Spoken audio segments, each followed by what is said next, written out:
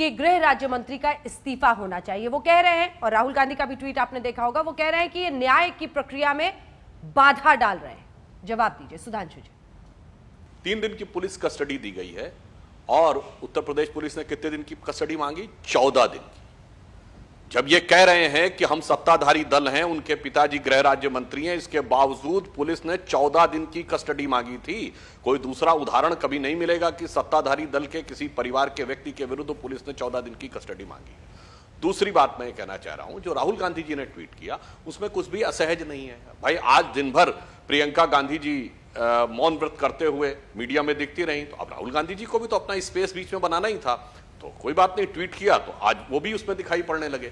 इसमें कोई असहज बात नहीं। देखिए, इस पूरी प्रक्रिया के 3 पक्ष हैं। एक है लखीमपुर की घटना से जुड़ा हुआ कानूनी और जांच का पहलू, दूसरा है किसान आंदोलन से जुड़ा हुआ तकनीकी पहलू और राजनीतिक पहलू, और तीसरा है दुखद हत्याओं के साथ जुड़ा हुआ मानवीय संवेदना का पक्ष।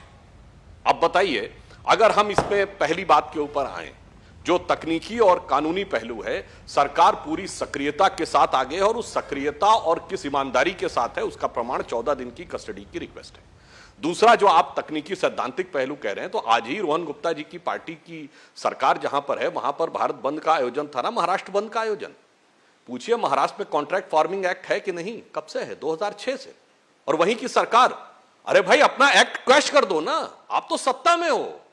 जो आप ही की सरकार ने बनाया था 2006 में, आपको वो काला कानून लगता है, कॉन्ट्रैक्ट फार्मिंग नहीं है, तो कैबिनेट की बैठक में यह प्रस्ताव पारित करने की बजाय कि हम बंद में शामिल होंगे, कैबिनेट की मीटिंग में प्रस्ताव पारित करके 2006 के महाराष्ट्र कॉन्ट्रैक्ट फार्मिंग एक्ट को समाप्त क्यों नहीं करते? ये है कथनी और करनी का अंतर। ये है वो हकीकत कि कितनी राजनीति है और कितना किसान से लेना। इन बारीकियों पे बाद में भी जाएंगे। मैं रोहन जी से इस पर सवाल पूछूंगी, बस एक सवाल का जवाब दे दीजिए। यही परिस्थिति सोच लीजिए किसी कांग्रेस के नेता के साथ होता, गृह राज्य मंत्री के बेटे पर ऐसा आरोप होता, आपने इस्तीफे की मांग करते? क्या ये स्वाभाविक नहीं है कि गृह राज्य मंत्री जो शख्स है वो इन्फ्लुएंस कर सकता है इन्वेस्टिगेशन को?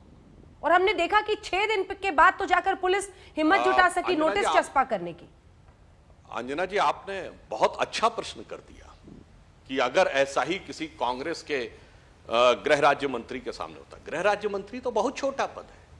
कांग्रेस के तो प्रधानमंत्री स्वर्गीय राजीव गांधी जी ने 5000 सिखों के कत्लेआम के बाद ऐलानिया कहा था कि बड़ा पेड़ गिरता है तो धरती हिलती है, यानी जस्टिफिकेशन कि 5000 का मारा जाना सही था, और उन्हीं की सरकार उसकी जांच कर रही थी।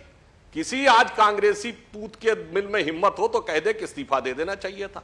भदौरिया जी की पार्टी के नेता मुलायम सिंह ने कहा 40 मर गए और मर जाते तो गम नहीं था, कार सेवकों पे खड़े करके गोली चलवा दी। मुख्यमंत्री, कोई राज्य मंत्री नहीं, मुख्यमंत्री। और उसके बाद वो सरकार कह रही कि हम नैतिकता के अलंबरदार हैं। और आज देख लीजिए, 8 दुखद मृत्युओं में 4 के लिए ये लोग दुख व्यक्त करते हैं, और शेष 4 जो सरेआम लाठी से पीट पीट कर मार दिए गए, जो सरासर सरेआम बिल्कुल स्पष्ट हत्या है, उसमें एक शब्द किसी का दिखा दीजिए कि हत्यारे को दंड दिया जाना चाहिए, नहीं बोला। ये मौन व्रत के द्वारा अपनी राजनीतिक मनोकांक्षा को पूर्ण करने का जो प्रयास है, ये इतनी सहजता से सफल होने वाला नहीं। नैतिकता की जो लकीर आप खींच रहे हैं उस पर आपको चुनौती दे रहे हैं वो रोहन जी। अंजना जी, पूरा देश देख रहा है। आपकी भी काफी डिबेट इस सब्जेक्ट पे हुई है, जहां पे पहले ये लोग मानने को तैयार नहीं था कि भाई आशीष मिश्रा की गिरफ्तारी होनी चाहिए कि नहीं होनी चाहिए। काफी जस्टिफिकेशन दिए, वो वीडियो के बारे में डिस्कशन हुआ। देखिए, शर्म की बात है अंजना जी, आज जिस प्रकार से माहौल हम देख रहे हैं और जिस प्रकार की परिस्थिति हुई कि 9 दिन तक कोई कार्रवाई नहीं होती, जब विपक्ष के द्वारा इतनी बड़ी वहां पे कार्रवाई की जाती है, हमारे नेता वहां पे जाके बैठते हैं, तब बाद में जाके उनको इन्विटेशन दिया जाता है कि आइए आप अपना बयान देके जाइए। वहां वो लोग 24 घंटे तक जाते नहीं है। मंत्री जी कहते हैं कि उनके पुत्र का स्वास्थ्य अच्छा नहीं है, वो दूसरे दिन आएंगे।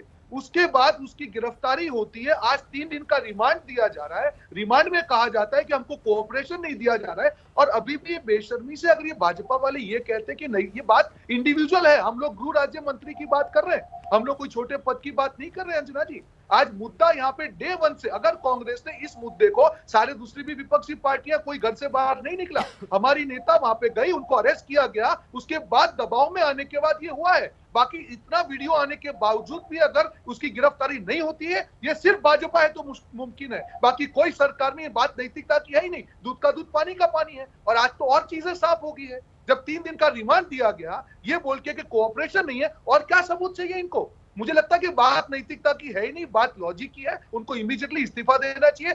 और मैं बता रहा हूं अंजना जी, आज नहीं है कल हम इसी बात पे डिस्कशन करेंगे जब इनका इस्तीफा हो जाएगा। आज भले सुधांशु जी उनके बारे में बोल नहीं पाए, सज्जन व्यक्ति है, उनकी मजबूरियां है कि उस मुद्दे पे नहीं बोल पाए, मैं समझ सकता हूं उनकी मजबूरी, पर ये इस्तीफा थोड़े होगा। चिंतित भी लग रहे हैं सुधांशु जी। सुधांशु जी थोड़े बिल्कुल, चिंतित भी बिल्कुल, लग आज रहे उनके- हैं। सर क्या आज चिंता लकीरें क्या उनके है? मुंह पे ब्राह्मणों साफ की दिख नाराजगी दूर करने के लिए जिन्हें गृह राज्य मंत्री बनाया गया था, वो उनका इस्तीफा मांगने में आपको कहीं चुनावी नापतोल तो नहीं दिख रहा है, लाभ हानि?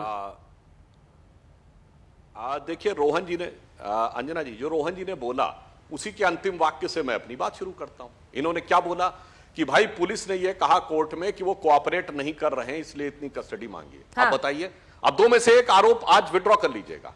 या तो जो आप कह रहे हैं कि वो मंत्री पद पर हैं इसलिए वो जांच को प्रभावित करेंगे, अगर मंत्री पद पर हैं तो उसके बावजूद पुलिस ये लिख रही है उनके बेटे के बारे में कि वो कोऑपरेट नहीं कर रहे हैं इसलिए हमें 14 दिन की कस्टडी चाहिए। यदि यह सत्य है तो आपका आरोप गलत है।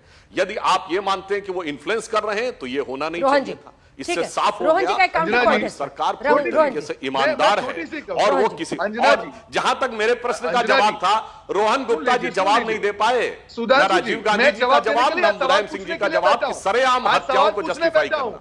जब हम करेंगे आज लखीमपुर का जवाब दीजिए। और दूसरा अंजना जी, एक वरिष्ठ प्रवक्ता को, संजय व्यक्ति है, जब झूठ को डिफेंड करना हो तब क्या हाल होता है पूरा देश सुधांशु जी को देख के।